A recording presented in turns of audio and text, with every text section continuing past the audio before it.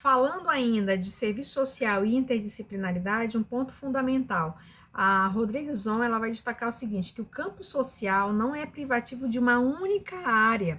É possível que a fecunda interlocução entre as áreas que se ocupam do social constitua uma estratégia importante para que não se estreitem nem se cristalizem no interior de seus respectivos conhecimentos. O que significa não se cristalizem? É para a gente não se fechar, não se isolar em um único saber, em um único conhecimento, sem dar a oportunidade e a possibilidade de ampliação desse saber. Hoje, mais do que nunca, especialmente na lógica dessa sociedade muito mais disruptiva, de uma sociedade muito mais moderna, de uma sociedade muito mais digital que nós estamos vivendo no contexto atual, é fundamental que a nossa leitura ela se aprofunde, ela é desafiadora para nós. Por quê? À medida que a gente interpreta o mundo, interpreta a realidade, interprete tudo aquilo que está acontecendo, exige com que a gente amplie cada vez mais a nossa leitura, que a gente dialogue cada vez mais com outros profissionais de outras áreas, porque cada área agora ela é fundamental para a nossa intervenção profissional. Vamos imaginar que haja uma nesse cenário atual, vamos trazer para esse cenário atual da pandemia, nós precisamos garantir com que as informações cheguem na população, nós precisamos trabalhar de modo que a população seja informada, por exemplo, de todos os cuidados sobre o Covid, que ela seja informada sobre os direitos sociais relacionados a esse cenário. Então, como é que nós fazemos isso? Por meio das mídias sociais. Mas se nós não soubermos como funciona essa linguagem do digital, se nós não soubermos como é que funciona a linguagem da comunicação por meio das ferramentas e das mídias sociais, a gente não consegue atingir muitas pessoas, a gente acaba se limitando, porque nós estamos, de certa forma, enquanto profissionais da área do serviço social, por exemplo, nós estamos acostumados a atuar de forma mais direta dentro dos nossos espaços, onde ali está o nosso usuário e está ali o público do nosso trabalho.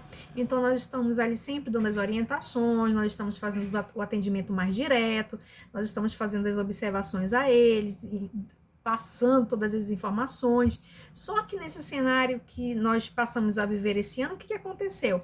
Nós tivemos dificuldade em muitos momentos de fazer com que a nossa voz chegasse à população que a gente atende, sobretudo aquela população que não tem acesso à informação, às tecnologias, aquelas famílias de baixa renda que de fato não sabem lidar com as tecnologias da informação. O que aconteceu? A gente ficou com muita dificuldade de garantir o repasse das informações. Então, todas as estratégias que foram utilizadas para a transmissão de informes sobre Bolsa Família, por exemplo, sobre o acesso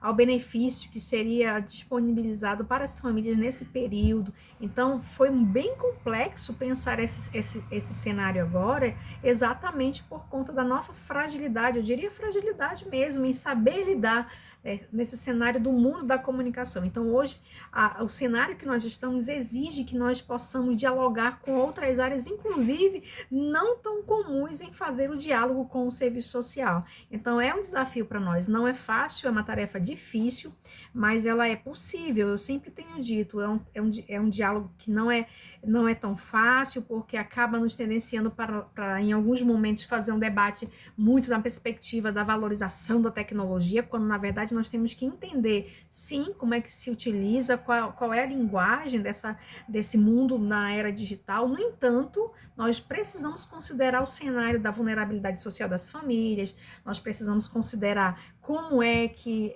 se dá esse processo de desigualdade tecnológica no contexto atual que a gente vive. Então, esse é um ponto fundamental para a nossa análise, para a nossa interpretação, sobretudo quando a gente fala nessa perspectiva da interdisciplinaridade, quando a gente fala dessa leitura, da construção e da materialização realmente das iniciativas de enfrentamento às diversas expressões da questão social, que é um desafio cotidiano do profissional nos diversos espaços socioocupacionais. E, além disso, vai demandar cada vez mais da nossa parte, trazendo para o cenário atual uma postura ainda mais investigativa, de pesquisa mesmo, de fazer uma análise da realidade social, daquilo que está acontecendo nesse cenário atual a partir dos diversos saberes. Aí nós somos cada vez mais convocados a fazer uma análise interpretativa da realidade na perspectiva da sociologia, da antropologia, da filosofia, da religião,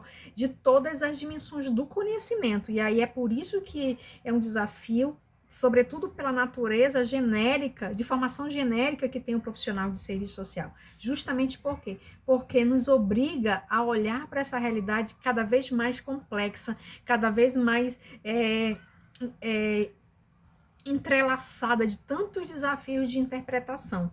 E aí nós temos o grande desafio de fazer a leitura correta, né? Eu não diria correta, mas aproximada do real, né? E é claro que diante desse cenário, com esse boom de coisas acontecendo, a gente acaba ficando com muitas dificuldades mesmo, isso é fato, né? De fazer o diálogo com todas essas áreas. Então a gente acaba sem saber exatamente até que ponto a gente está fazendo uma análise aproximada da realidade. Então essa é uma questão que a gente precisa percorrer de forma muito rápida, não dá para esperar, precisa avançar de forma muito intensa, né? Eu diria intensa, com velocidade, para alcançar e compreender tudo aquilo que está acontecendo. E aí, nesse sentido, a interdisciplinaridade, ela vai ter um alargamento, ela vai demandar isso da nossa parte, né? Porque ela vai se ampliar nesse processo de análise, interpretação da realidade social. E aí, claro, nós precisamos considerar essa perspectiva da flexibilidade quando a gente analisa